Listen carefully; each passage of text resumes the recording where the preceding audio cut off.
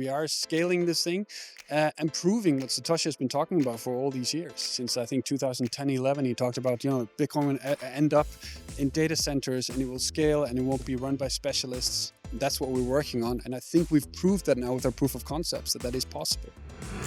Teranode is a really big topic. We are very excited about it. Siggi, tell our audience here what exactly is so monumental and exciting about Teranode and where we are right now with it.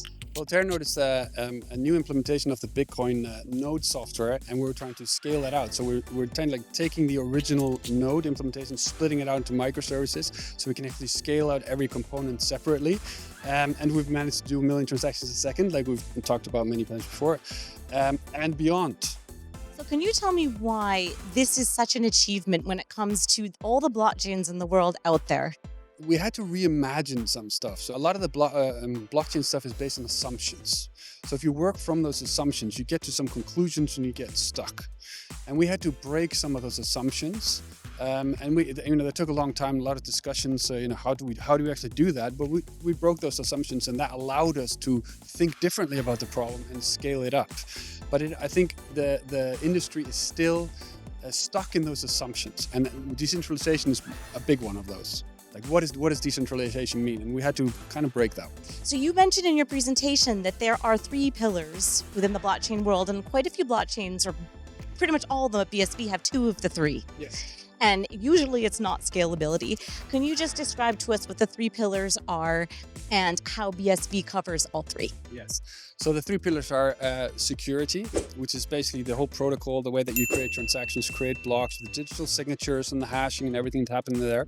That's the security part. You have the decentralization part, which we talked about a little bit before, but that has to do with there's no middleman. There's no trusted third party involved in transacting with 2 people.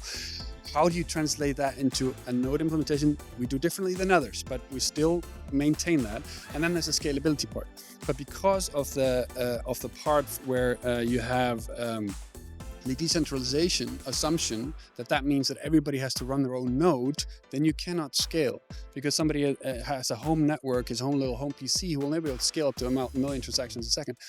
We look at that differently. We say, no, the decentralization is that we don't have a trusted third party, so we interact with each other peer-to-peer, so that underlying infrastructure that needs to actually do the timestamping and securing the network can be in data centers, can be scaled, while the network as a whole is still decentralized. Our interactions are decentralized. That's the nuance that we made, and how we are able to scale.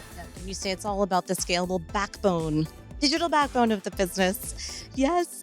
And so, Siggi, what role does AWS play in all of this, and especially with the Teranode in mind? Yes. So when you start something like a Teranode, we don't really know. So this has been an agile process for about over a year now, and we didn't know exactly how we were going to solve all these problems. We don't know how many servers we're going to need and all that. So when we did our first proof of concept, I think we ran on something like 6,000 CPUs.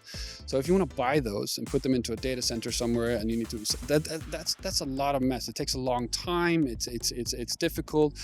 AWS allows us to experiment, to play, to take this type of server, change it to this type of server, do all this stuff, increase the network bandwidth, and that has been indispensable in actually getting this done, because a lot of the problems that we ran into on the hardware side, we had to re-architect and to do different hardware, and if we had bought that stuff on-prem, it would have been almost impossible.